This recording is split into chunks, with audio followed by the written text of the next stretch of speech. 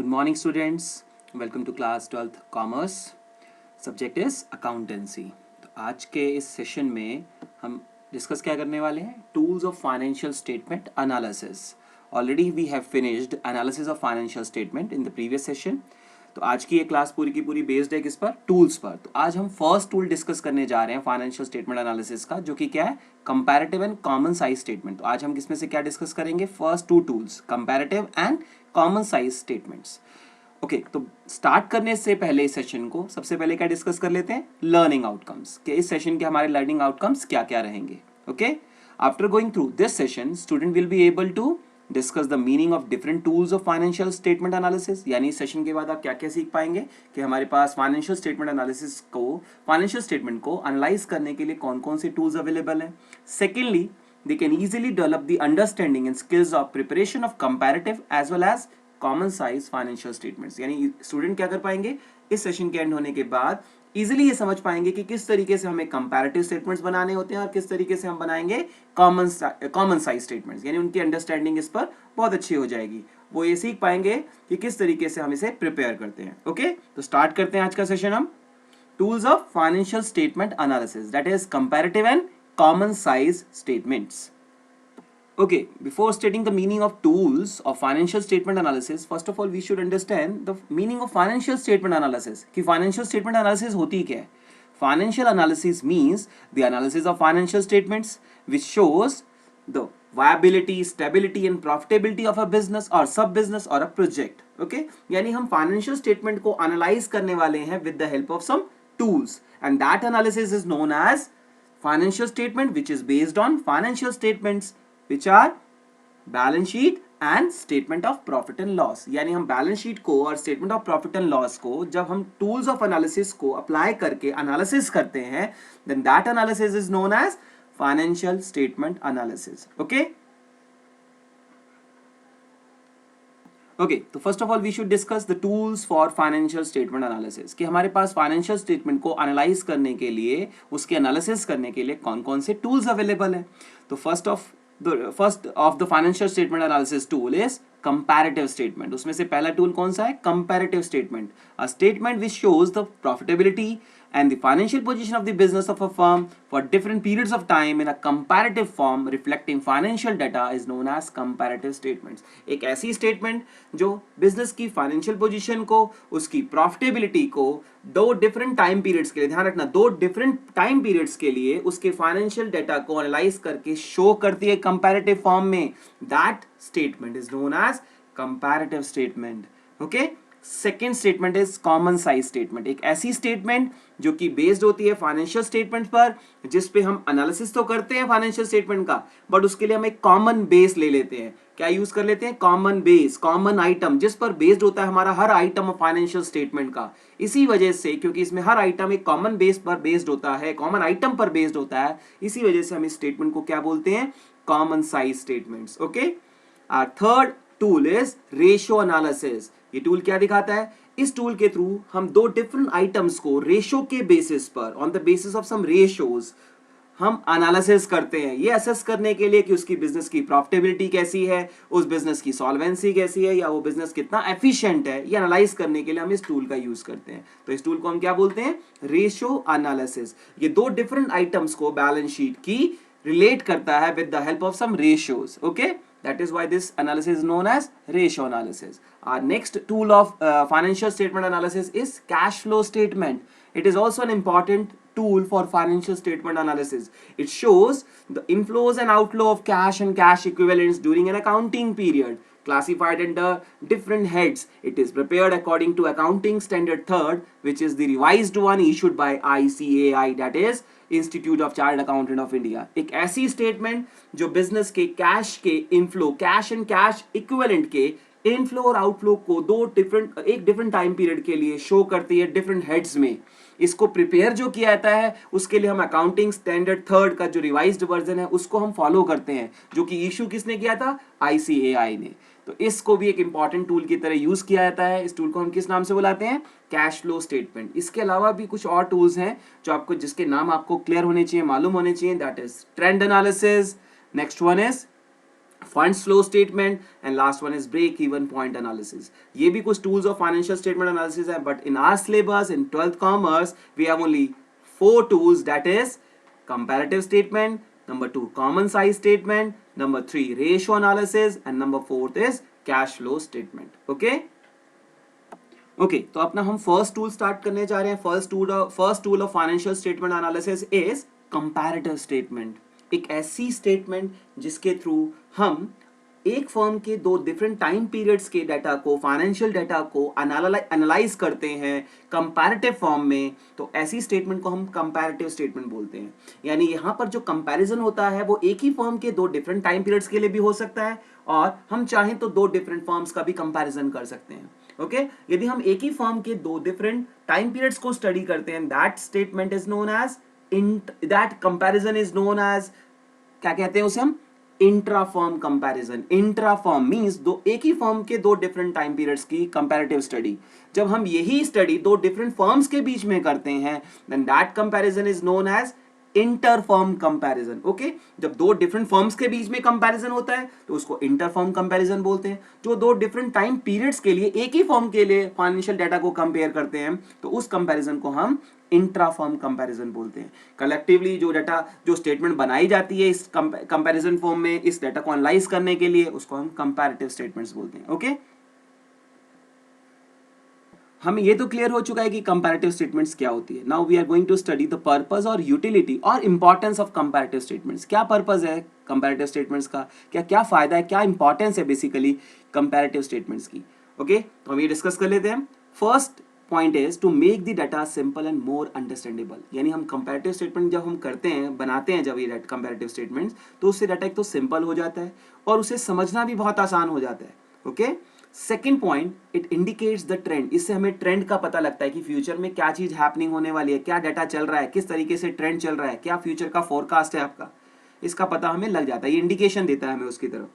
Third one, it indicates the strong point as well as weak points of the concern. ये हमें business के strong points भी बताता है और वीक पॉइंट्स भी बताता है। इससे हमें बताता है कि कहां पर हम स्ट्रॉन्ग चल रहे हैं और कहां पर हमें अपने मेजर्स लेने चाहिए इंप्रूवमेंट लाने के लिए। Okay, our fourth point is it is helpful to compare the firm's performance with the average performance of the industry. इससे हमें पता लगता है कि फर्म की परफॉर्मेंस कैसी है और एवरेज परफॉर्मेंस जो इंडस्ट्री की एवरेज परफॉर्मेंस है उससे कितना लैग कर रहे हैं हम या उससे कितना अहेड चल रहे हैं। यानी कंपैरिजन हम कर पाते हैं इंडस्ट्रीज की एवरेज परफॉर्मेंस के साथ। और last point is it also helps in forecasting purpose. हमें ये फ्यूचर को जज करने में थोड़ा सा हेल्प भी करता है। Again, these are some of the utilities which is given by the comparative statement. यानी इन comparative statement से हमें ये हेल्प मिलने वाली होती है या ये पर्पस हमारे लिए सॉल्व करते हैं। ओके अब हम डिस्कस कर लेते हैं what are the different types of comparative statements we have. कितने टाइप की कंपैरेटिव स्टेटमेंट्स होती है? तो we have 2 types of comparative statement. First one is comparative balance sheet and second one is comparative statement of P&L। तो अभी हम क्या discuss करेंगे? पहले comparative balance sheet. Okay, the comparative balance sheet shows increase and decrease in the various assets, liabilities and in capital. यानी इस comparative balance sheet में हम क्या दिखाते हैं? ये चेक करते हैं कि assets या liabilities और capital में कितना increase हुआ या कितना decrease हुआ। That too was in the comparative form. ये भी हम comparative form में बनाते हैं। Okay, तो पहले हम ये डिस्कस कर लेते हैं कि इसका फॉर्मेट क्या होता है। Okay, this is the format of comparative balance sheet. इसको बड़े ध्यान से देखेंगे अब। सबसे पहले हम इसके कैप्शन डिस्कस कर लेते हैं कि क्या क्या कॉलम बनने वाले हैं। Again the first column is particulars, ये पर्टिकुलर का कॉलम है। Second column is note number, if there is a need to make some note then note number is to be specified in this column only. यहाँ पर हम specify करेंगे note number यदि हमें need है उसकी तो। ओके जो इसके बाद पहला अमाउंट का कॉलम होता है that is for previous year. यहाँ पे 2012-13 लिखा है, दैट मीन्स ये पहला जो कॉलम बनने वाला है अमाउंट का, that reference for that is for previous year amount. यहाँ पर हम पिछले साल का अमाउंट दिखाते हैं। Okay 2013-14 represent for current year, यानी पहले प्रीवियस ईयर का अमाउंट दिखाया जाएगा देन करंट ईयर का अमाउंट दिखाया जाएगा। ओके नेक्स्ट कॉलम में आपको दिख रहा है एब्सोल्यूट चेंज। एब्सोल्यूट चेंज का मतलब अब प्रीवियस ईयर से करंट ईयर में कितना चेंज आया। अगेन यदि आप एब्सोल्यूट चेंज निकालेंगे तो उसके लिए आपको क्या करना चाहिए?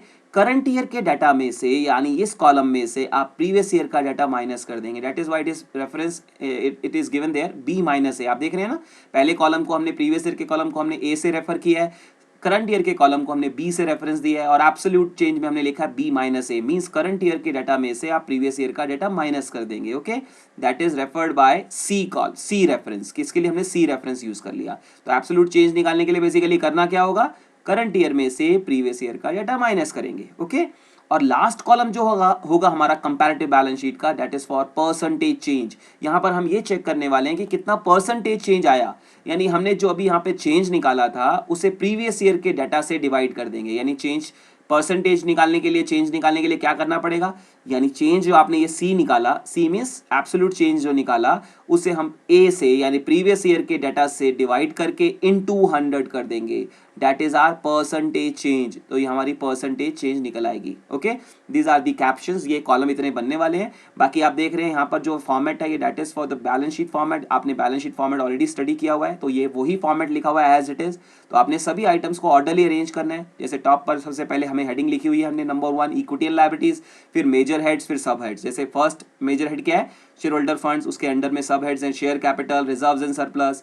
फिर सेकंड हेड है हमारा major head non current liabilities, फिर उसके कुछ सब हेड्स हैं long term borrowing, long term provisions. फिर उसके बाद थर्ड जो हमारा हेड है that is for current liabilities, उसके अंडर में कुछ सब हेड्स दिख रखे हैं हमें, short term borrowings, trade payables, other current liabilities and short term provisions. Okay, फिर उसके बाद टोटल कर दिया.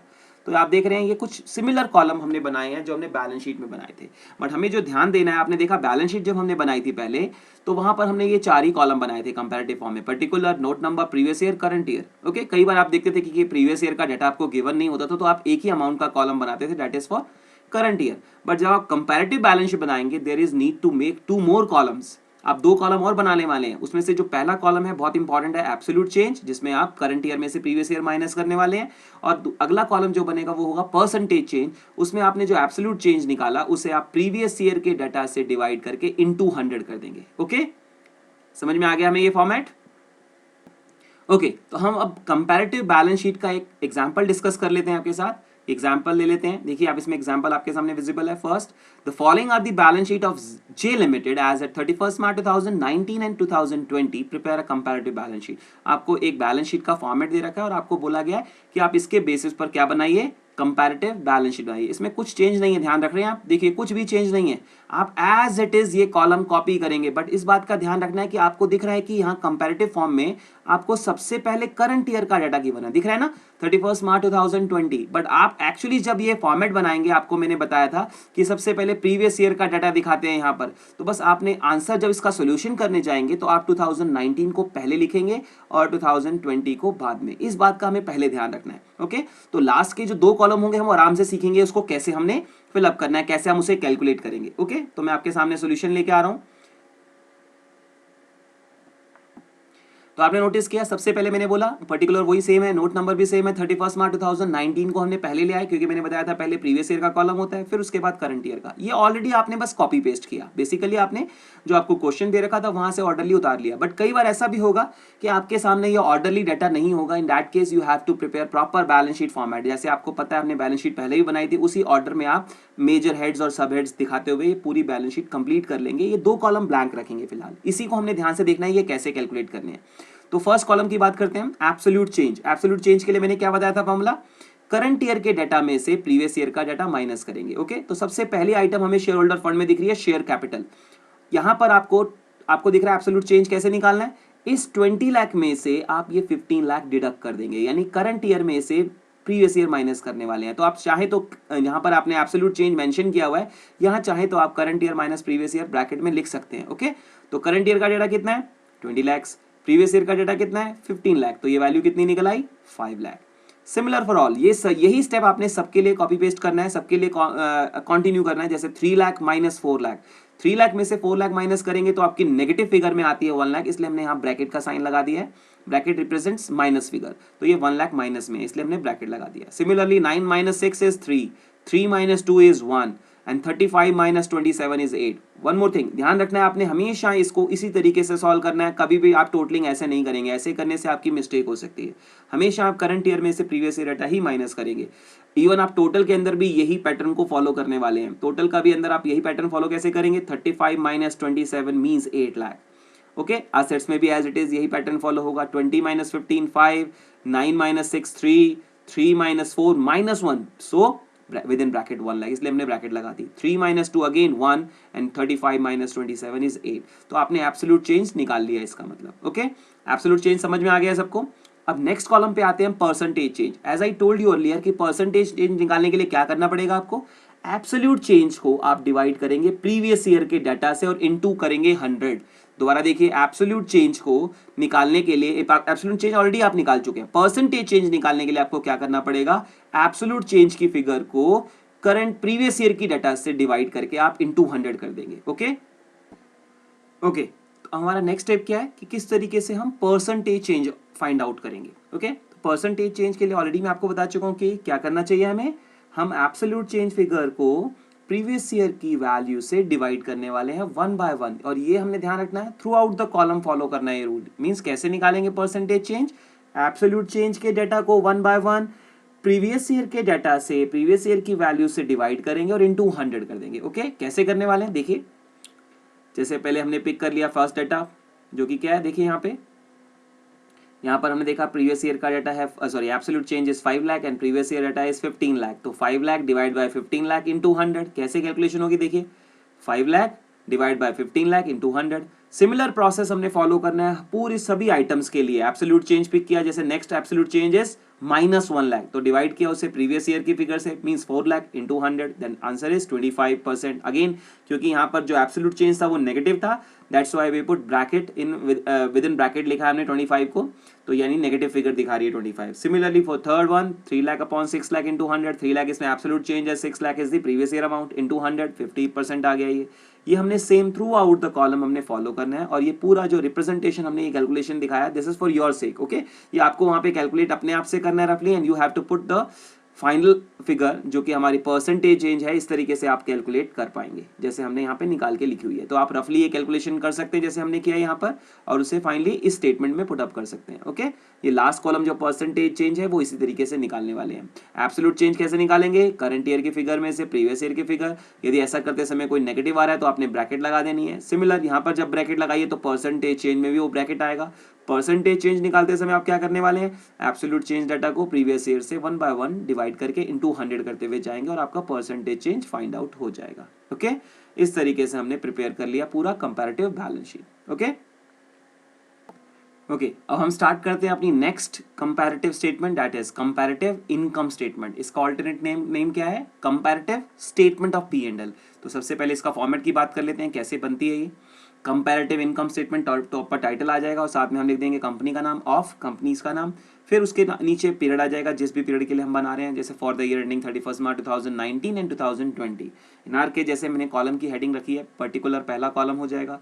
नेक्स्ट उसके बाद 31 मार्च 2020 12 and 13 लिखा हुआ है, that represent previous year data, that represent current year data। Again the same column absolute change, जिसमें आप current year के फिगर में से previous year की वैल्यू माइनस करेंगे जैसा हमने comparative balance sheet में भी किया था। Again the similar column percentage change, जिसमें भी हमने सेम स्टेप फॉलो अप करना है। क्या करना है, absolute change की फिगर को हम previous year के डाटा से डिवाइड कर देंगे। और आप देख रहे हैं ये फॉर्मेट भी सिमिलर है जो हमने इनकम स्टेटमेंट में यानी स्टेटमेंट ऑफ P&L के लिए बनाया था पहले। ओके, तो सेम फॉर्मेट हमने बनाया, यानी आपने बाकी स्टेटमेंट ऑफ P&L का format as it is copy करना है। यहाँ पर एक नोट नंबर का कॉलम और बनाना पड़ेगा आपको, whenever there is some need. आपको नोट नंबर कब बनाना पड़ता है, जब ये आइटम आपको डायरेक्टली गिवन नहीं है, then you have to calculate through notes to accounts and that number will be shown under the column notes to accounts. यहाँ पर आप वो कॉलम जनरेट कर देंगे। ओके, तो ये हेडिंग आपको सबको आइडिया है क्या क्या हेडिंग है, जैसे पहली रेवेन्यू फ्रॉम ऑपरेशन, फिर अदर रेवेन्यू, फिर टोटल रेवेन्यू निकाल लेते थे हम। उसके बाद फोर्थ हेडिंग एक्सपेंसेस होती थी, एक्सपेंसेस को हमने कुछ 7 कैटेगरीज में डिवाइड किया था, cost of material consume, purchase of SIT, change in inventories, employees benefit expense, finance cost, depreciation, amortisation, other expenses. फिर एक्सपेंसेस का टोटल हम कर लेते थे और इस टोटल रेवेन्यू में से 1 बाय 1 इनको माइनस करके दोनों ईयर्स के डाटा को हम प्रॉफिट बिफोर टैक्स निकालते थे, पहले प्रीवियस ईयर का फिर करंट ईयर का। अगेन ये ध्यान रखना है कि पहले प्रीवियस ईयर रहेगा कंपैरेटिव में, बाद में करंट ईयर। यदि आपको क्वेश्चन में ये डाटा रिवर्स ऑर्डर में दे रखा है तो आप पहले अरेंज कर लेंगे, पहले प्रीवियस ईयर ही लिखेंगे और बाद में करंट ईयर लिखेंगे। याद रखेंगे ये बात, बहुत इंपॉर्टेंट है पॉइंट ये वाला। आप पीबीटी जैसे ही निकाल लेते हैं आपको, अगेन ये डाटा हो सकता है आपको एक्जैक्टली सेम गिवन हो, then there is no need to make और फाइंड एनीथिंग, अब एज इट इज कॉपी कर लेंगे। But the thing is that आपको ये दो कॉलम अच्छे से कैलकुलेट करने हैं, दैट इज absolute change and percentage change, जो बिल्कुल उसी मैनर में कैलकुलेट होंगे जैसे हमने कंपैरेटिव बैलेंस शीट में कैलकुलेट किया था। ओके, तो हम सीधा एक एग्जांपल से इसको गो थ्रू करते हैं। जैसे मान लीजिए आपके सामने एग्जाम्पल दे रखा है, examples of comparative statement of profit and loss. आपको डाटा गिवन है, prepare comparative income statement from the following, जिसमें आपको क्या क्या गिवन है देखिए। पर्टिकुलर में आपको कुछ आइटम दे रखे हैं, जैसे रेवेन्यू फ्रॉम ऑपरेशन, फिर expenses, other income, income tax, और ये प्रीवियस ईयर का डाटा है और ये करंट ईयर का डाटा है। अगेन जो डाटा आपको गिवन है उसके बेसिस पर आपको पता है कैसे बनाते हैं हम statement of P and L, तो बिल्कुल उसी फॉर्मेट में हम बनाएंगे। देखिए पहले ऊपर हेडिंग आ गई comparative statement of P and L for the year ending 31 मार्च 2000, इसको आप 20 कर लीजिए। ओके तो जो वैल्यूज आपको डायरेक्टली गिवन है पहले हम वो पुटअप कर देते हैं, जैसे पहला कॉलम पर्टिकुलर का, फिर एब्सोल्यूट चेंज। अगेन यहाँ पर क्योंकि नोट नंबर की जरूरत नहीं है क्योंकि everything is given to you. जैसे रेवेन्यू फ्रॉम ऑपरेशन आपको प्रीवियस ईयर का 10 लाख और करंट ईयर का 15 लाख गिवन है, हमने उसको एक्जैक्टली सेम दिखा दिया। उसके बाद ऐड अदर इनकम, वो भी आपको गिवन थी 2 लाख और 1,18,000 देख लीजिए गिवन है हमें यहाँ पर ठीक है ना। अदर इनकम 2 लाख और 180, बस ऑर्डरली अरेंज कर रहे हैं हम। ओके जैसे हमने 2 लाख और 180 दिखाया, उसके बाद नेक्स्ट स्टेप हमारा होता था, आपको फॉर्मेट का आइडिया है, टोटल रेवेन्यू लिखते थे हम, जिसमें हम दोनों को ऐड करते थे। तो 10 + 2 12 लाख एंड 15 + 180 1680, तो ये हमने 1680 तक कर लिया। उसके बाद हम देखेंगे हमें एक्सपेंसेस के नाम पर डायरेक्टली कुछ गिवन है कि नहीं। हमें क्वेश्चन में एक्सपेंसेस डायरेक्टली गिवन है, प्रीवियस ईयर 6 लाख और current year 10,50,000, exactly same amount हमने यहाँ दिखा दिया, 6 लाख और 10,50,000, और उस टोटल रेवेन्यू में से एक्सपेंसेस डिडक्ट करने के बाद हमारा फिगर आउट हो गया प्रॉफिट बिफोर टैक्स। ये पीबीटी निकल आया, इसको हम पीबीटी भी बोलते हैं। कैसे निकलेगा, 12 - 6 is 6 lakh and 16,80,000 - 10,50,000 means 6,30,000। Okay यहाँ पे हमने पीबीटी निकाल लिया। उसके बाद नेक्स्ट स्टेप था हमारा कि हमें टैक्स कितना गिवन है। हमें क्वेश्चन में टैक्स गिवन है कितना, 50%। दोनों ईयर्स में 50-50 है, ध्यान रखिएगा। दोनों का हो सकता है अलग अलग रेट भी दे रखा हो, तो अगेन आप जैसा रेट गिवन होगा वैसा अप्लाई करेंगे। जैसे 50% गिवन है तो हम 50% अप्लाई करेंगे पीबीटी के ऊपर, यानी 6 लाख का 50% कैलकुलेट किया तो कितना आया, 3 लाख। 630 का 50% अप्लाई किया, 315। अब 6 लाख में 3 लाख माइनस कर देंगे तो 3 लाख निकल आएगा। ये क्या निकला, प्रॉफिट आफ्टर टैक्स। इसी को हम बोलते हैं net profit. Similarly in current year also 630 में से 315 माइनस कर दिया आपने, तो आंसर इज 315। ये करंट ईयर का प्रॉफिट आफ्टर टैक्स निकला, यानी नेट प्रॉफिट। यानी ये डाटा हो सकता था आपको डायरेक्टली भी गिवन होता, बट हमें यहाँ थोड़ी कैलकुलेशन करनी पड़ी। अगेन हमने सेम पैटर्न को फॉलो किया जैसे हमने फॉर्मेट में देखा था कि हमें गिवन होता है। यहाँ पर एक्सपेंसेस डायरेक्टली गिवन थे, इसलिए हमने इसको बाइफरकेट नहीं किया। यदि हमें अलग अलग दे रखे होते तो हम अलग अलग ही दिखाते, जैसे हमारे फॉर्मेट का पार्ट है। अगेन यहाँ पर यदि अलग अलग दे रखे होते और हमें कुछ कैलकुलेशन भी करनी पड़ती, जैसे cost of material consume directly given नहीं होता, तो हम फार्मूला अप्लाई करते हैं, opening stock plus purchases minus closing. ये आपको ऑलरेडी मैंने बताया हुआ है। उसके लिए फिर हम नोट्स टू अकाउंट्स बनाते हैं और यहाँ पर नोट नंबर 1 2 3 अकॉर्डिंगली मेंशन कर देते, यानी एक कॉलम और बन जाता नोट्स टू अकाउंट्स का। ओके फिलहाल मैं वापस आंसर पे आ रहा हूँ, जहां पर हमने ये सब चीजें बना ली, एब्सोल्यूट फिगर तक हो गया। हमारा नेक्स्ट जो कॉलम होते थे वो होते थे एब्सोल्यूट चेंज, जिसमें हम एब्सोल्यूट चेंज निकालते थे और परसेंटेज एब्सोल्यूट चेंज निकालते थे। ओके तो वही कॉलम एज इट इज रहेगा। पहले एब्सोल्यूट चेंज का कैसे निकालना है, करंट ईयर के डाटा में से प्रीवियस ईयर का डाटा माइनस करना है, यानी बी में से ए माइनस करिए। ये बी कॉलम हो गया, ये ए कॉलम हो गया, बी में से ए माइनस करिए, यानी 15 - 10 is 5, 180 - 2 लाख इज -20, इसलिए ब्रैकेट लगा दिया। 16,80,000 में से 12 लाख माइनस किए, 480 आ गया। 1050 में से हमने 6 लाख माइनस कर दिया तो ये 450 आ गया। सिमिलरली 630 में से 6 लाख माइनस किया, 30 आया। 3,15,000 में से 3 लाख माइनस करने पर 15,000 आ गया हमारे पास। और लास्ट वन इज 315 में से 3 लाख माइनस किया तो answer is 15,000। This is how we have to calculate absolute change, यानी करंट ईयर डाटा में से प्रीवियस ईयर डाटा आप माइनस कर देंगे। Okay last step will be similar one, जैसे हमने पहले भी किया था। क्या किया था, एब्सोल्यूट चेंज वैल्यू को हमने डिवाइड किया प्रीवियस ईयर की वैल्यू से इनटू 100 कर दिया। ओके ये this time you have to calculate by yourself only. मैंने केवल रिजल्ट लिखा हुआ है यहाँ पर, यानी 5 लाख को आप डिवाइड करेंगे 10 लाख इनटू 100, तो answer is 50%। Similarly within 20,000 divided by 2 lakh into 100, that means 10%, again with in bracket, क्योंकि ये फिगर नेगेटिव है तो आपका परसेंटेज जो एब्सोल्यूट चेंज निकलेगा वो भी नेगेटिव में ही लिखना पड़ेगा आपको। फिर 480 divided by 12 lakh into 100 means 40%, 450 divided by 6 lakh into 100 means 75%। Similar process 30,000 divided by 6 lakh into 100 that is 5%, 15,000 divided by 3 lakh into 100 means 5%. The last one is 15,000 divided by 3 lakh into 100 is 5%. इस तरीके से हम परसेंटेज ऑफ एब्सोल्यूट चेंज भी निकाल लेंगे। Okay तो हम एक एग्जांपल और ले लेते हैं comparative statement of P and L बनाने के लिए, जिससे हमारी अंडरस्टैंडिंग और थोड़ी स्ट्रांग हो जाए। ओके तो एक एग्जांपल और लेते हैं, इसको रीड आउट कर लेते हैं पहले। Prepare a comparative statement of profit and loss from the following information of Hindustan limited for the year ending 31 March 2019 and 2020। Again data is given to you, आपको पर्टिकुलर 2019 का डाटा, 2020 का डाटा, 31 मार्च 2019 को और 31 मार्च 2020 को गिवन है। क्या क्या given है देखिए, revenue from operation that is 8 lakh 10 lakh.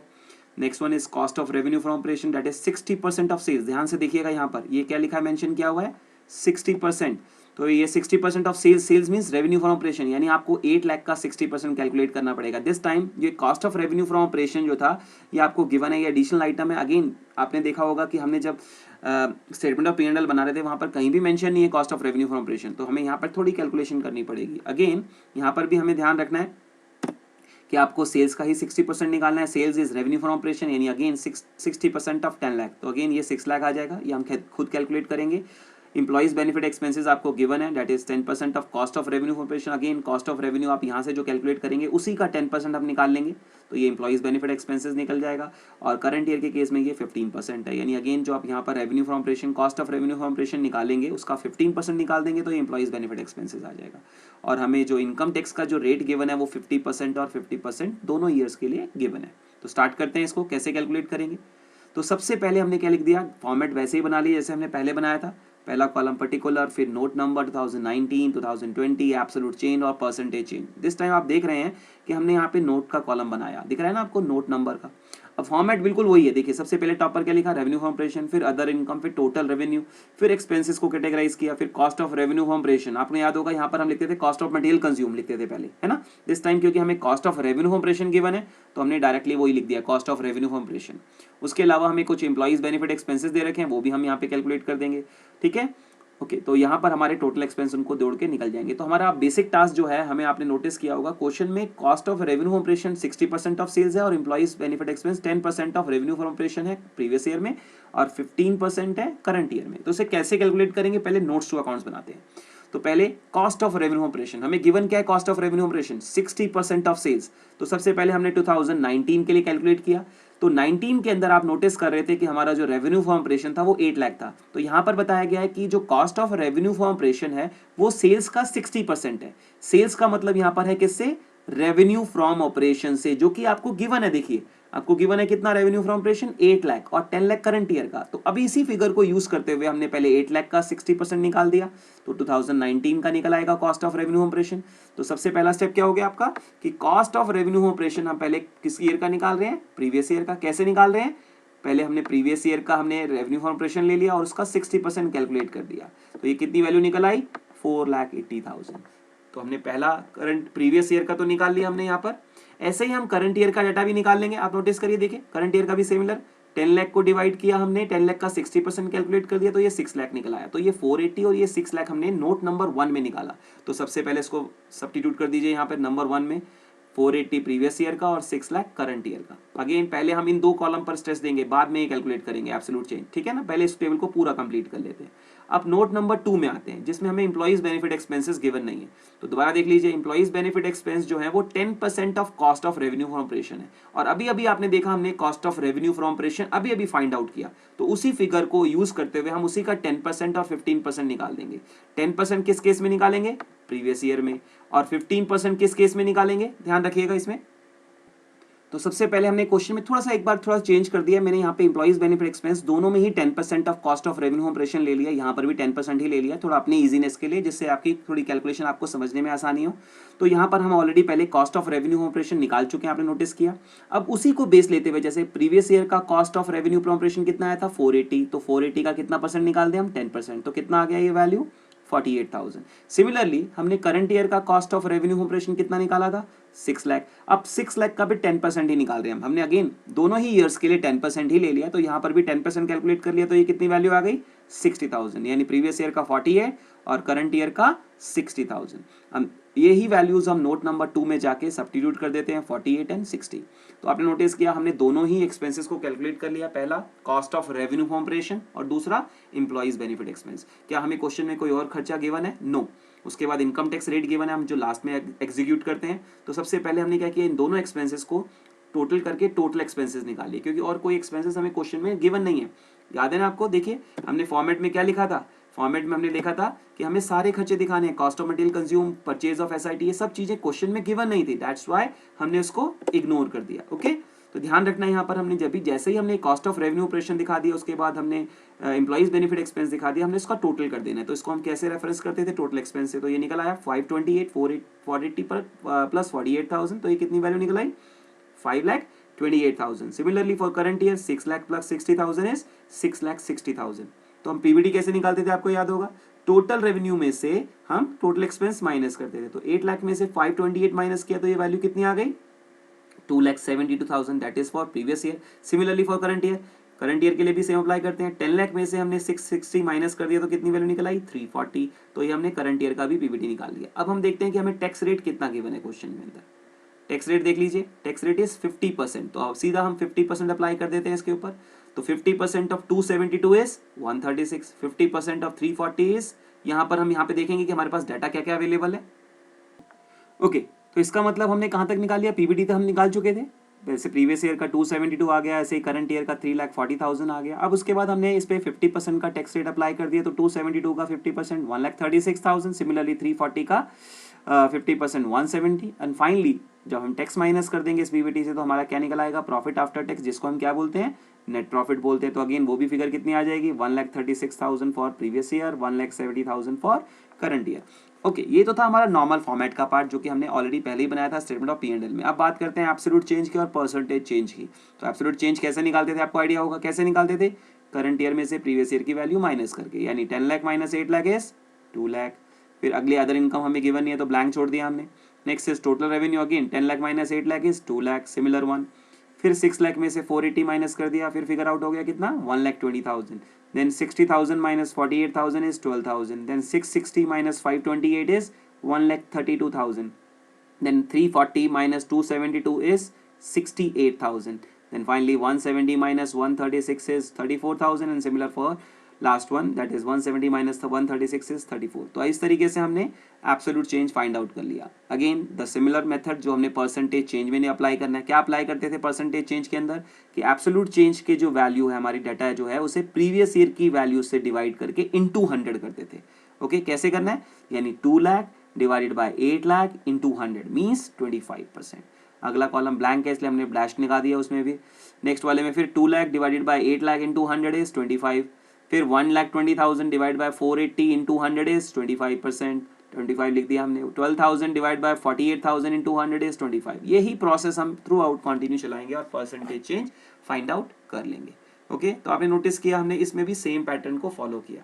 तो आज के इस सेशन में आपने नोटिस किया क्या क्या स्टडी कर लिया था हमने सबसे पहले डिस्कस किया कि हमारे फाइनेंशियल स्टेटमेंट एनालिसिस का मीनिंग क्या है। अगेन फिर हमने डिस्कस किया कि कौन कौन से टूल्स हैं जो फाइनेंशियल स्टेटमेंट एनालिसिस में यूटिलाइज यानी यूज़ किए जाते हैं। फिर हमने डिस्कस किया कि कंपैरेटिव स्टेटमेंट्स क्या होती है और उसकी क्या यूटिलिटी है और कितने टाइप्स की कंपैरेटिव स्टेटमेंट्स होती है।